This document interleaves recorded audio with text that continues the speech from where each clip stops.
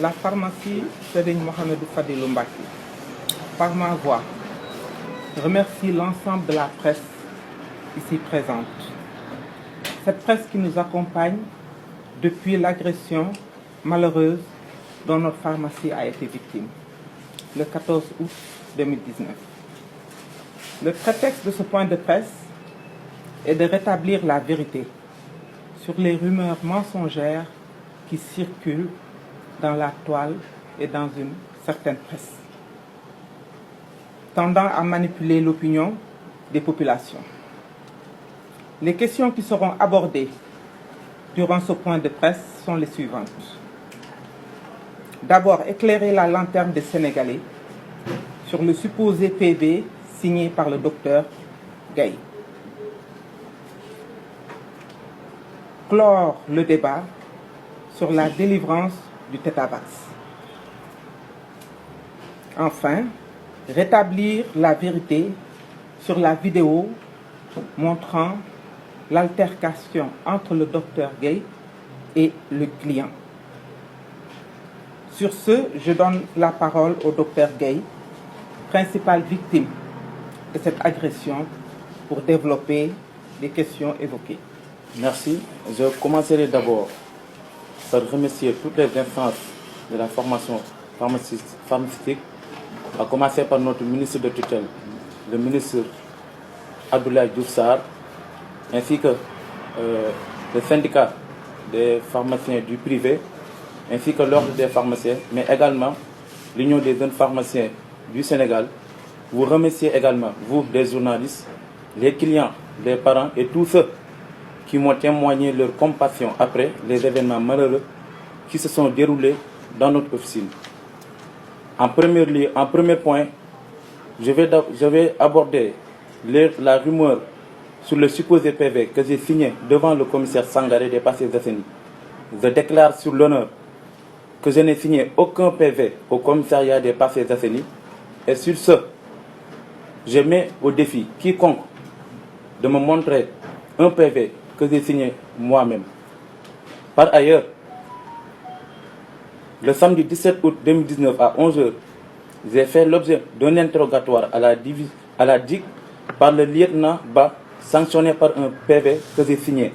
Nulle part dans ce PV, je n'ai présenté des excuses au commissaire, parce que je suppose que j'ai été victime dans toute cette affaire. En deuxième point, depuis 3 jours, une vidéo montrant une altercation entre moi et M. Sankaré circule dans la toile. Cette vidéo a été un prétexte pour des personnes malhonnêtes d'étayer la thèse que nous avions voulu dissimuler cette séquence, parce que montrant l'empoignade entre moi et M. Sankaré. Maintenant, la vidéo intégrale du film circulant depuis hier dans la toile montre suffisamment que moi, Dr Gaye, j'ai été empoigné en premier lieu par le commissaire Sankaré. Et en dernier lieu, sur l'histoire supposée, est-ce que je dois ou pas délivrer le Tétavax avec ou sans ordonnance, je pense que l'Union des jeunes pharmaciens, à la parole de Dr Fall hier, ont fait un point de presse et ont établi la vérité des faits. Donc, je trouve que c'est vraiment dommage qu'un journaliste, après seulement quelques heures de recherche, vienne nous faire des leçons sur la profession pharmaceutique, alors que nous avons fait 7 ans d'études sanctionnés par un diplôme de doctorat d'état en pharmacie dans une faculté qui fait partie de l'une des meilleures de l'Afrique de l'Ouest. Sur ce, je vais donner la parole à Mama Keliaï.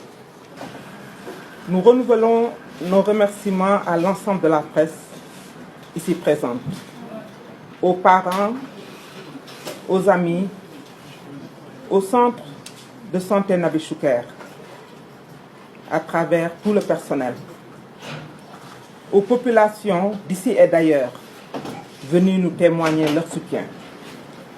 Nos remerciements vont particulièrement au ministre de la Santé, M. Diouf Sarr, qui a fait le déplacement, les autorités pharmaceutiques, la DPM, l'Ordre des pharmaciens, les syndicats, l'UJPS, toutes les personnes qui partagent avec nous cette humiliation. Nous sommes seulement étonnés de n'avoir pas encore reçu la visite d'une quelconque autorité de la police nationale. Alors que notre pharmacie a été vandalisée, nos agents agressés et humiliés devant les clients. Nous continuons d'exiger une excuse de la police nationale. Vous comprendrez aisément que nous ne pourrions continuer ce point de presse par des questions-réponses au risque de gêner l'enquête de la police. Sur ce, je déclare clos le point de presse.